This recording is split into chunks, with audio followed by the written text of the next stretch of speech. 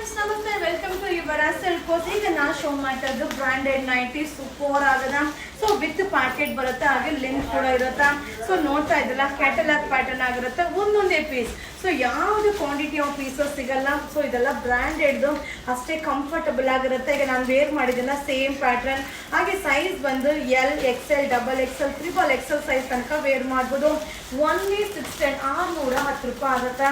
ಹಬ್ಬ ಫ್ಯಾಬ್ರಿಕ್ ಅಂತೂ ಎಷ್ಟು ಚೆನ್ನಾಗಿದೆ ಅಂದರೆ ಸಕ್ಕದಾಗದ. ಸೊ ತುಂಬ ಕಂಫರ್ಟಬಲ್ ಆಗಿರುತ್ತೆ. ಸೊ ನೋಡಿ, ನೀವು ಬೇರೆ ಕಡೆ ನಾರ್ಮಲ್ ನೈಟಿ ಎಲ್ಲ ಕಡೆ ಸಿಗುತ್ತೆ.